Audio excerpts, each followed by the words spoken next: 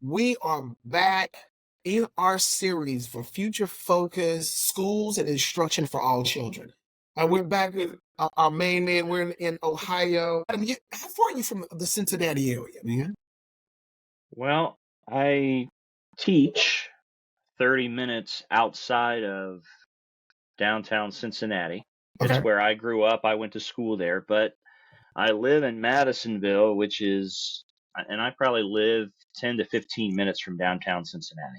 Okay. So, yeah, Folks, we're in yeah, Cincinnati, right? We're 10 to yep. 15 minutes from downtown Cincinnati with Adam Moeller, man. Adam is doing amazing work in the Cincinnati area. Teacher of the year in, what was that, Region 5, Adam? In District 5, yes. In District Yep, 5. That was that. I yes. remember that in District 5, doing some amazing work around artificial intelligence.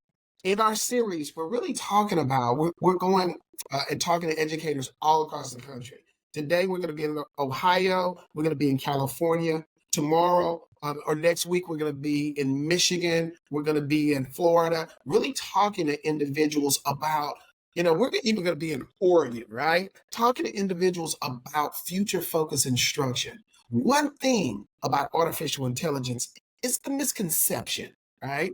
I mean, a lot of us have kind of grown up looking at movies like Terminator and Independence Day and all these things, right? But we're really going to talk about the misconceptions of artificial intelligence and then how you can really kind of begin to use it in a way that it really benefits you in the classroom and benefits you at the campus. Adam, can you talk about, as you begin to really get into it, we know that you've done many podcasts. We know that you've been out on the road facilitating sessions all across the country, man. What? How did you get past that misconception?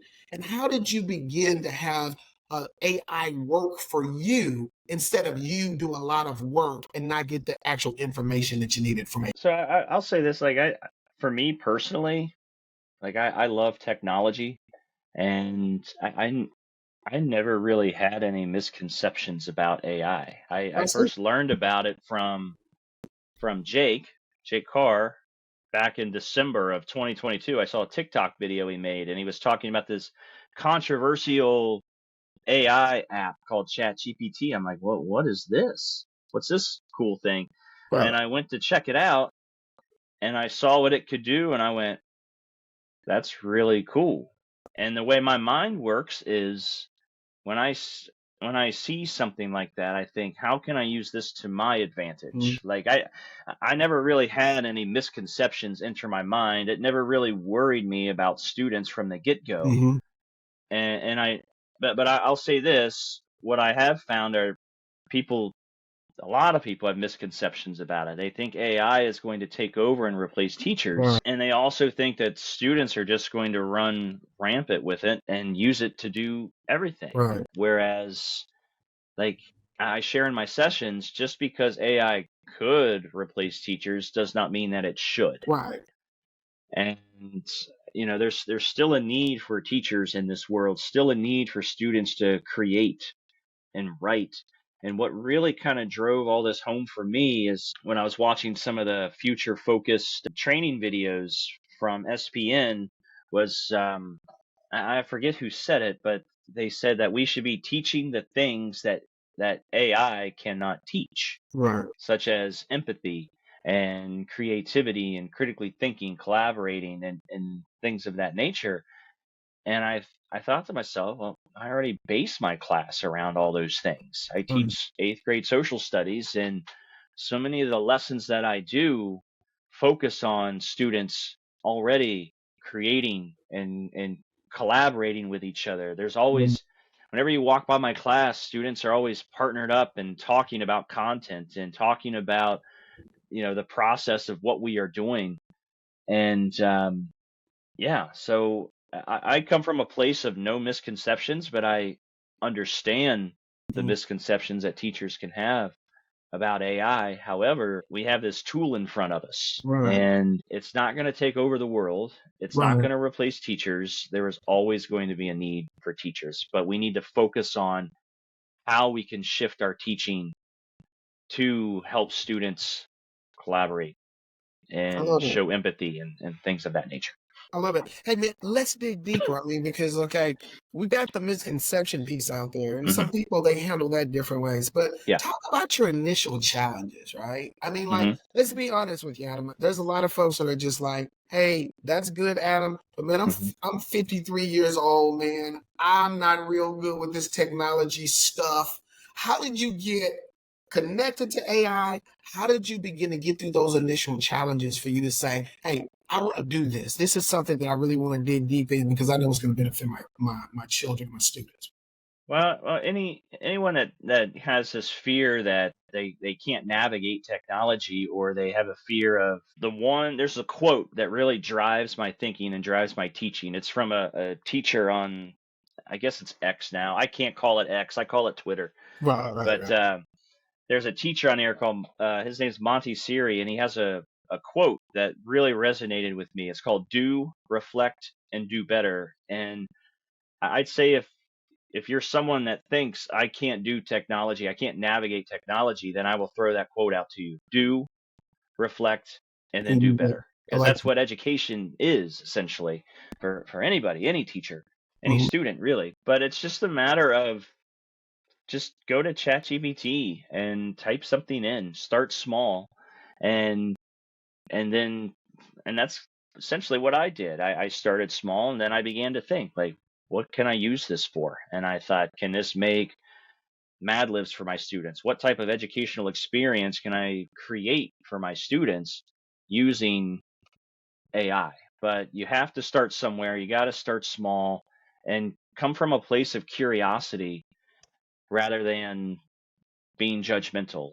about it. Definitely. Man, I Yep. like that. I like that because, as we go across the country working with teachers, man, and we start with just that, Mhm. we're like, okay, what do you really want? What are you working on? And what do you really want Chat GPT, Claude, or whatever app, a bar to really actually create for you, Yeah. right? And I Yeah. remember, man, we were sitting down with assistant principal, man. Anyone who knows secondary students in secondary schools, man, you're going to take a long time to really begin to build a master schedule. It takes you Hmm. months to do that, right? Yep. So we were just like, okay, we want to help you take 6 months down to a couple of weeks to build your master schedule, man. And we Hmm. really started small with her, began to work her through the eight I processes. We started with Chat GPT, moved over to Claude because we were able to put in those PDFs that were needed, right? Hmm. And it was something to see the level of just comfort once you really knew Hmm. that Claude was going to help her create a master schedule for her high school, right? Yeah. Think about taking a 6-month project, and you guys know if you have been deans, assistant principals at secondary schools, think about taking this huge project that takes you months and bring it down to weeks. Can I Just play off of that real sure, sure, quick? sure, sure. Go I'm ahead. so sorry. Like over the weekend in Long Island, or just a couple days ago in Long Island, not the weekend. I don't know what I'm thinking. Um, there was a teacher that was there in my session. She's a librarian who has to weed out books that haven't been checked out, and and they have to have a copyright date of like, or they have to be older than like 8+ years or something. And she Right. does this by hand. And she said it takes hours of work. And she wanted to know if Claude could sift through a spreadsheet of book titles that haven't been checked out in a certain amount of time and have a copyright. She said to me, if Claude can do this, or ChatGPT, this would save her hours of time, and she really hoped that it would. And I sat down with her. We worked on a prompt. We got it taken care of. And and just like you were describing, like the whole weight of the world was lifted off of her shoulders. It Yeah, man. found Yes. every flipping book that was that had a copyright of 2015 and under that has not been checked out in a certain amount of time, and it Right. created a spreadsheet for her. Right, man. I know she left that that PT man Yep. doing the Wizard of the Oz dance, right? Yeah. She was Yeah. walking down Yeah. the I mean, Yeah. you think about how something can take hours of your time and bring it down to minutes, right? Yep. And that's the whole thing about AI. It will not replace the work, but it Hmm. will give you opportunities to reduce that work. So now you can focus on those things like application, engaging, and synthesis. And that's where the future focus process starts. A lot of the times we focus so much on the content and the knowledge piece that we don't have time to push to those application pieces and those future focus pieces. So, hey, Adam, thank you, man, so much, folks. If you want to hear more of our sessions with Adam, please go ahead and click on the link below. We want to make sure that we give you the entire series that we have to really share those future focus opportunities that you can do in your classroom using AI.